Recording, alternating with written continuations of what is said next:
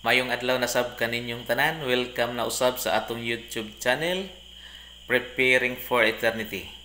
O kuno galing ang atong mensahe karon, inyo man galing magustuhan mga pinalangga ko, paki-like na lang sab or paki-share na lang pod or paki-subscribe na lang sab kaninyo. Ang ato di ay nga uluhan sa ato karon nga pagtuon. Iuluhan ko ni og natintal kay lami. Atong balikan og lantaw ang kagahapon sa atong pagtuon, may tungod sa kang Adam ug Eva, ang una natong ginikanan nga ang ilang sincero nga pagtuo sa baka wa gid kaluwas kanila panahon sa kalaglagan. Ug karon atong sundan mga pinalangga ko ngano nga si Eva mikaon man sa maong bunga nga gidili sa Ginoo. Kadtong bunga sa kahoy nga naa sa tanaman o naa sa taliwala sa tanaman. Atong balikan og lantaw din sa libro sa Genesis kapitulo 3 bersikulo 6. Na dinhi nag-ingon, og sa nakita sa babaye nga ang kahoy maayo nga kanon og nga kini makalipay sa mga mata og nga ang kahoy takos tinguhaon aron makapahimong magkinaadmanon sa tawo, mikuha siya sa bunga niini og mikaon og gihatagan usab niya ang iyang bana kauban niya og mikaon. Kung atong lantawon mga kaigsuonan or mga pinalangga ngano siyang mikuha, kay dinhi ang punto maayo. Unya takos tinguhaon, makalipay siyang mata. Sa laktod pa, lami kaayo kanon. Iyang gibati nga lami kaayo kanon. Kay daghan kaayong mga butang mahitabo kung iya kining kanon sumala pa sa gisulti sa kaaway sa Dios nga mao ang yawa. Nga didto misulod sa mong bitin. So mikuha siya, mikaon. Here comes nasab ang iyang bana, iyang gihatagan, iyang gikaon. Dili ba? Kung atong lantawon, ngano man pod nga si Adan mikaon man sab, gilamian pod ba to? Kung atong pamalandongon, kung atong hinuktukan bitaw pag maayo mga kaigsuonan kining gisulti din ni Genesis kapitulo 3 nganong mikaon, tungod kay dako siya gugma sa iyang asawa. Labaw siya ang iyang gugma kaysa Dios. Kabalo si Adan, ako nagtuo gid ko, hugot gid akong pagtuo nga kabalo gyud si Adan nga kung mawala si Eva sa iyang kinabuhi, pwede magbuhat ang Dios og laing Eva nga matinumanon sa sugo sa Ginoo. Pwede na. Tungod kay nakahibalo siya nga si Eva gikan siyang gusok.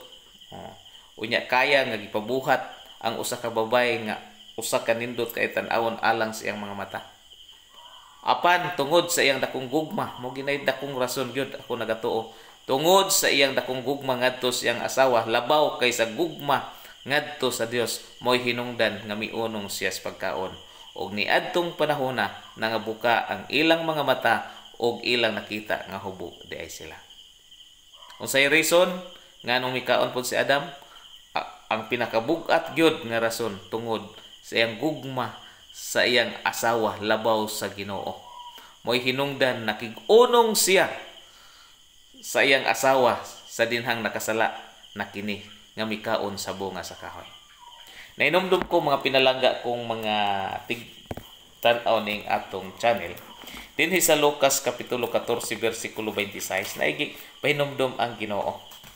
Naigi pahinomdom ang Ginoo alang kanato sa atong kaadlawan karon. Lucas 14 bersikulo 26. Nagkanayon dinhi.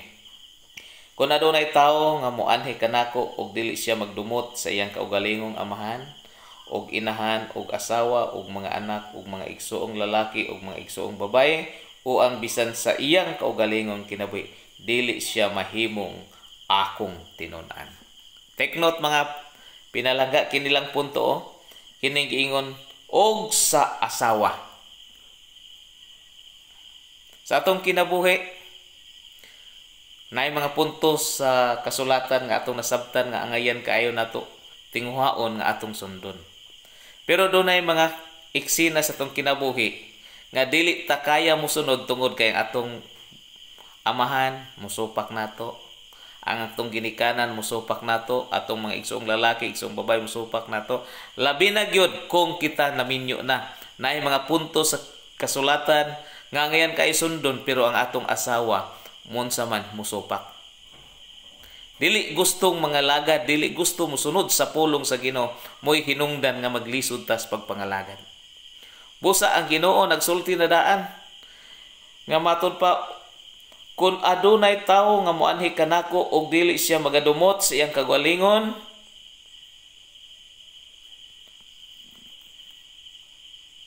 amahan og inahan og asawa og mga anak og mga igsoong lalaki og mga igsoong babae, oo og bisan sa iyang kaugalingong kinabuhi, dili siya mahimong akong tinunan.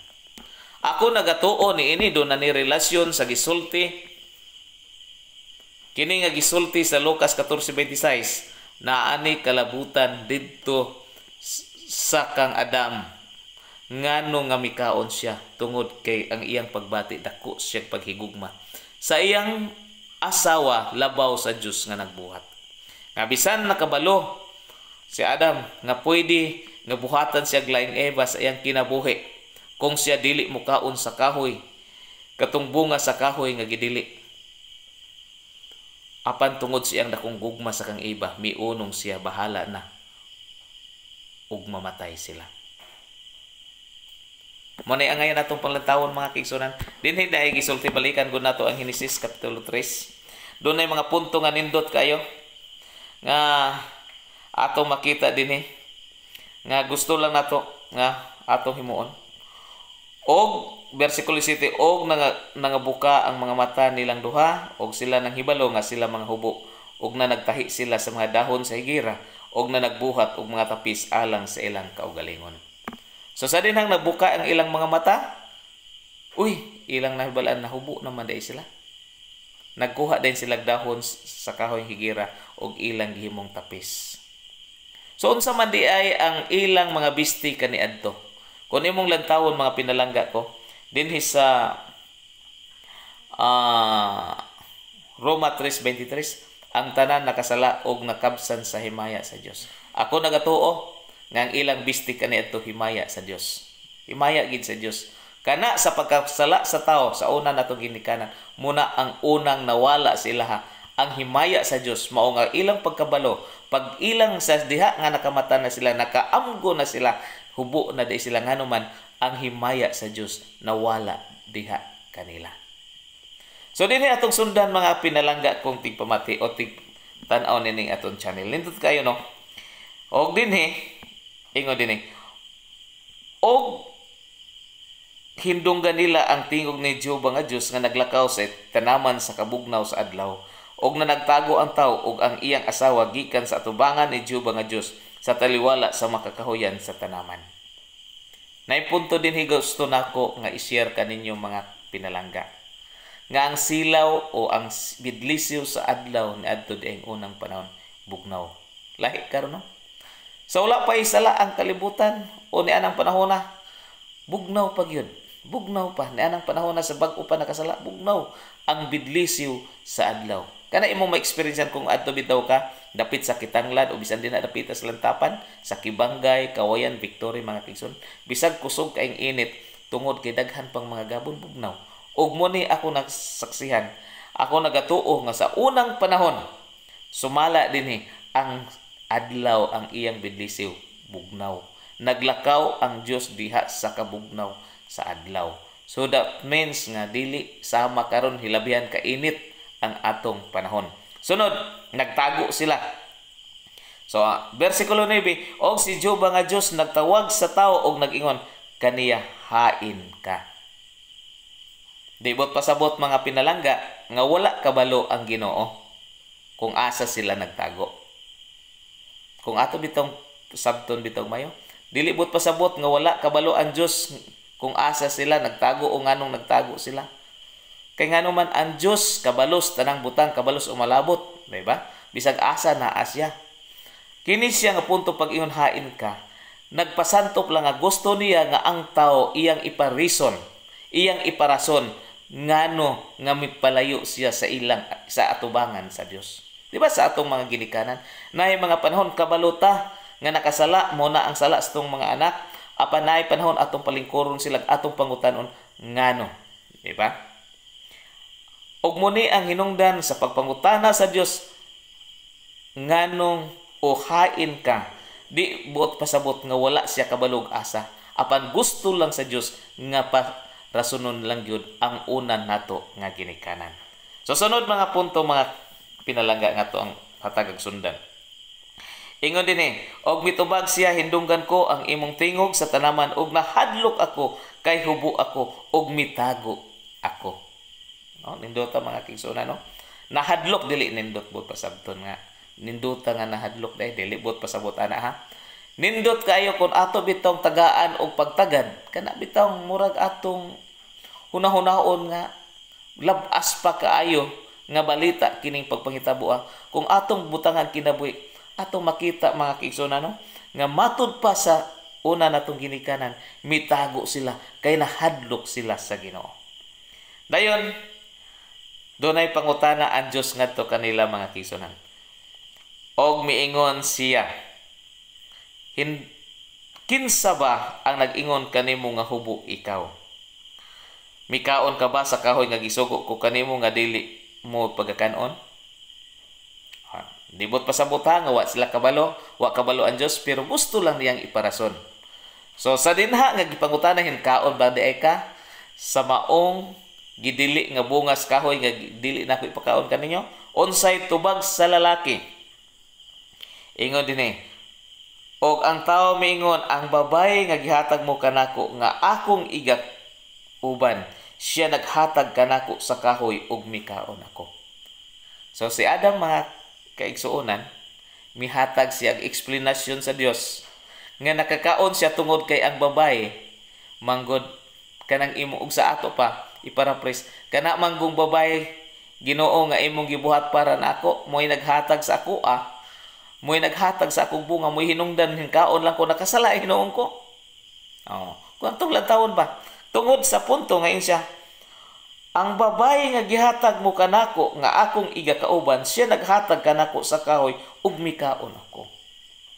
So kung punto ba, nakasala ko tungod niya, kay guwa pa unta na siya Ginoo, di unta ko makasala. Muna ang punto din kung atong lantawan. Pero ang babae na pod, atong lantawan. O si Jehova nga Dios nag-ingon sa babae, unsa kining imong gibuhat? Og nag-ingon ang babae, ang bitin naglimbong kanako og mikaon ako. Di gyapon siya moangkon nga sa iyang pagpakasala. Kung atong lantawon, kung Ginoo, kung wala lang tana nimo buhatan ng bitin, wa untay maglimbong nako, di unta ko makakaon sa kahoy nga sa bunga sa kahoy nga imong gidili. Lantawa Ang unang nagrason ang lalaki, iyon siya ang babae manggod nga imong gihatag. Gut sabton kung wa pa lang kun nimo buhatig babae nga sama niya, di unta ko kasala.